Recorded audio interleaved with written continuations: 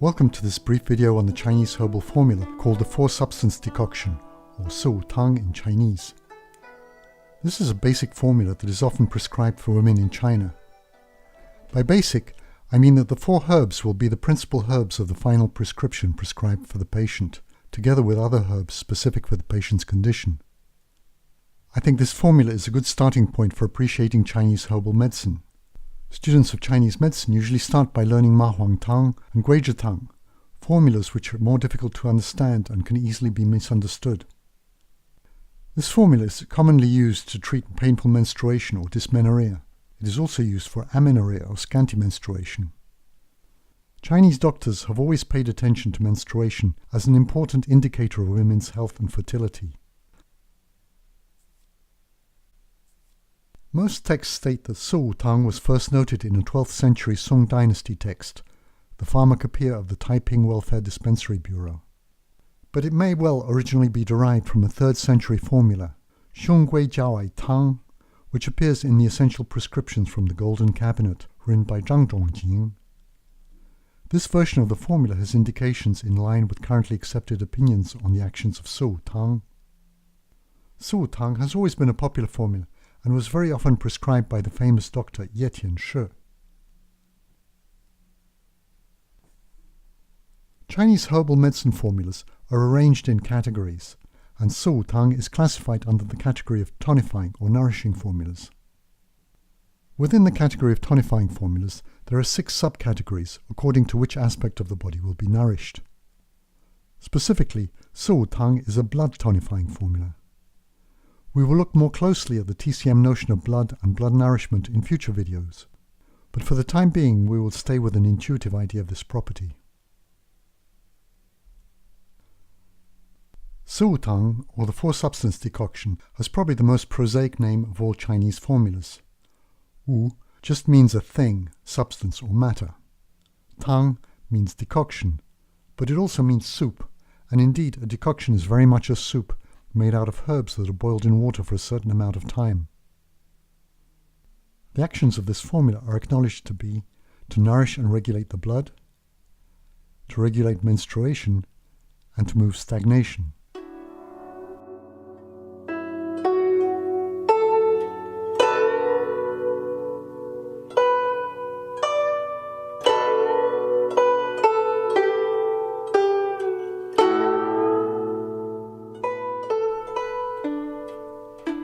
The formula consists of 4 herbs: dangui, or Chinese angelica root, shudihuang, or cooked rehmani root, baishao, or white peony root, and chuanqiong, or cnidium rhizome.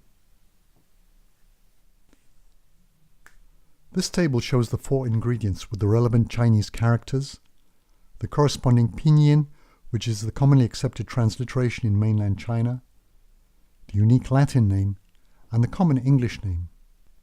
In China, prescriptions are written out using Chinese characters. Outside China, there is a strong movement to use the unique Latin name, which would avoid confusion, but the names tend to be very much longer. As a matter of principle, when writing out a prescription, it is certainly better to avoid the common English name, as some common names can vary by region or apply to different plants. In these videos, I'm mainly going to be using pinyin for simplicity. However, it is better not to use pinyin alone for writing out a prescription, as there are examples which can be confusing, as can be seen in this slide. A typical dosage for this formula is 9 grams each of dangui and baishao, 12 grams of shudihuang, and 6 grams of chuanqiong. In general, the amounts stated in formulas are indicative, and it is the ratio of the ingredients that is of the greatest importance. Different people will respond to different decoction strengths, and experience and feedback are important in determining dosage appropriate for your patient. Once we learn the properties of the herbs, we can determine how to vary the dosages of each individual herb depending on the patient's condition. It is useful to note that we are using the roots and rhizomes of these plants. This is indicative of herbs that nourish. For information, a rhizome is actually an underground stem and not a root. 3 herbs in this formula, dangui, baishao, shudihuang, are considered to be blood tonifying. It's worth noting that the Chinese term bu xue has been translated in a number of ways, that is, to tonify, nourish, enrich, supplement, reinforce, or strengthen. It should be emphasized that we're not talking about a direct chemical problem in the composition of the blood. Chinese medicine is not based on laboratory tests, but on the sensations perceived by the doctors when they palpate a patient's pulse. The pulse will indicate that something appears to be lacking in the blood, and these herbs provide that something. This notion of lacking is termed blood deficiency or blood vacuity, and it can be determined from the pulse and the pallor of the patient's features. This is not necessarily synonymous with anemia as recognized in Western blood tests, although these two conditions may coincide. Chuanqiong is considered to be a blood-invigorating herb. Huoxue is often translated as invigorating, moving or quickening the blood, or improving blood circulation. This herb treats blood stagnation. This can mainly be seen from the patient's pulse and tongue. As a cultural note, this is how Chinese students learn formulas and herbs. There is a short poem associated with each formula. In this case, the poem is as follows.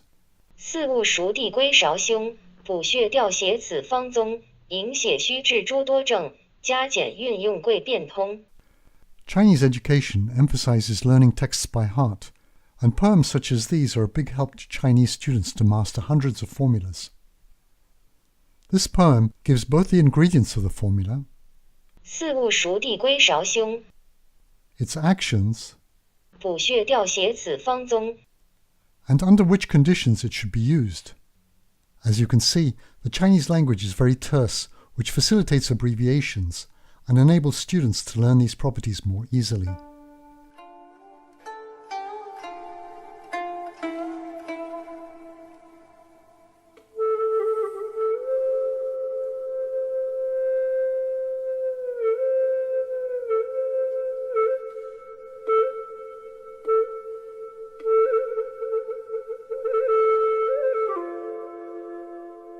So now for some more detail on the individual herbs.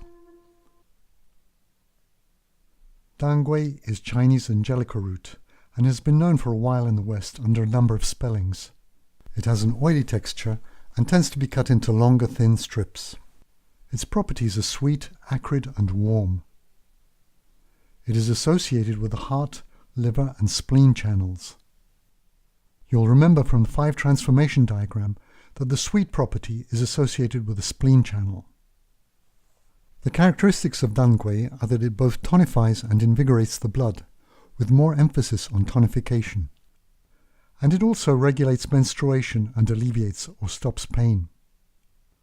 You should be careful about using dangui if the patient suffers from diarrhea or abdominal fullness. The patient may show a tongue with a thick coating, which would imply dampness. You will also need to be careful about using dangui if the patient is taking certain Western medicines or supplements. We will talk more about that in the next video. Shudihuang is Chinese foxglove root that is prepared by mixing with rice wine and steaming until the roots are black and moist. The herbs are then dried in the sun. The herb is sweet and moist, slightly warm in nature and very cloying. It has a characteristic overbaked look. It is associated with the heart, kidney and liver channels. The characteristics of Shudihuang are that it tonifies blood and enriches yin, generates essence and augments the marrow. I will expand on the meaning of some of these terms in a later video. It should be underlined that Shudihuang is a very cloying and rich substance and can act on the body like a heavy dessert. It can aggravate dampness and impede digestion. It should be used carefully in case of qi stagnation and excessive phlegm. Baishao is white peony root. It is produced from the roots of cultivated Paeonia lactiflora with the skin removed. Its properties are bitter, sour, and mildly cold, and it is associated with the liver and spleen channels. You'll remember from the 5 transformations diagram that the sour flavor is associated with the liver. The actions of Baishao are that it tonifies blood and regulates menstruation. It conserves yin and stops sweat. It alleviates pain, nourishes and softens the liver, and stabilizes liver yang. Because Baishao is cold and inhibiting, you should be careful about prescribing it to a patient who has a weak stomach or who suffers from diarrhea.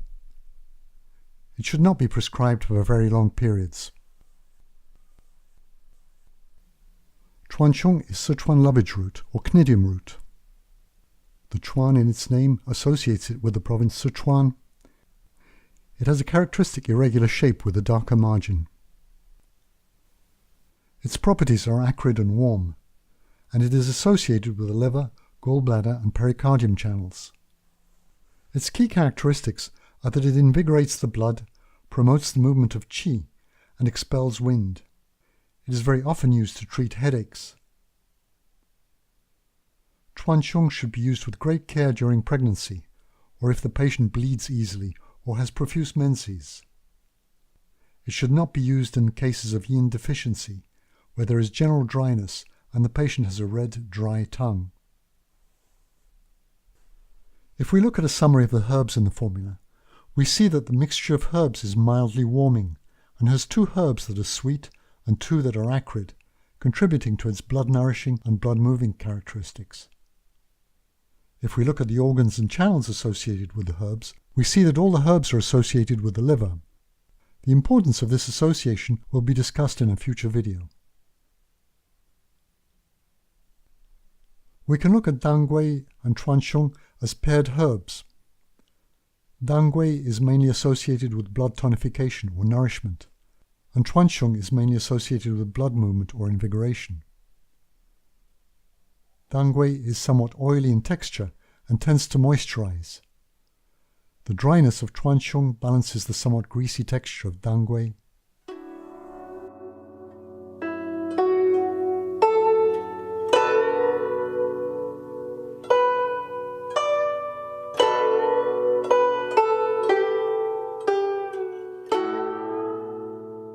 Si Wu Tang is said to nourish and regulate or harmonize the blood. It also regulates menstruation and moves or transforms stagnation. We can look at this through the metaphor of a boat on a river that is running dry. The shallow water represents blood deficiency, and this will impede the boat's movement. Also, if the water does not flow, the boat will not move easily. This represents blood stagnation. So it is important that there should be enough water, or in the patient's case blood, and that it should be free to move. It's interesting to compare the properties of Si Wu Tang as a formula with that of one of its constituent herbs, Dangui. Even though one of Dangui's properties is to invigorate blood, this action is minor compared to its function of nourishment. By looking at the functions of all the herbs in the formula, we can see that the other herbs help to modulate the nourishment and the invigoration of blood. And this helps us to see that the formula is appropriate for a syndrome of blood deficiency and stagnation. This syndrome can be identified by the following signs and symptoms. The patient complains of a feeling of weakness and fatigue, and if the patient is a woman, she will be having menstrual problems. The patient has pale features which may include their face, eyes, lips, nails, and especially their tongue. Their pulse is thin and tight, or thin and rough. Menstrual problems may include dysmenorrhea, amenorrhea, irregular menstruation, or spotting. Other symptoms may include dizziness or blurred vision, heart palpitations, and insomnia. One of the most respected forms of Western evidence are Cochrane reviews. Cochrane reviews are systematic reviews of primary research in human healthcare and health policy, and are internationally recognized as the highest standard of evidence-based healthcare resources. A 2008 Cochrane review supported the use of formulas based on Si Wu Tang for dysmenorrhea. There are some circumstances when Si Wu Tang should not be used. This is especially the case when the patient has a body constitution that indicates dry heat or internal fire. This would be indicated by red eyes, a dry mouth and tongue, swollen gums, a tendency to have acne, and a feeling of being easily constipated. Thank you for watching this video, and I hope you'll join me in future videos in this series.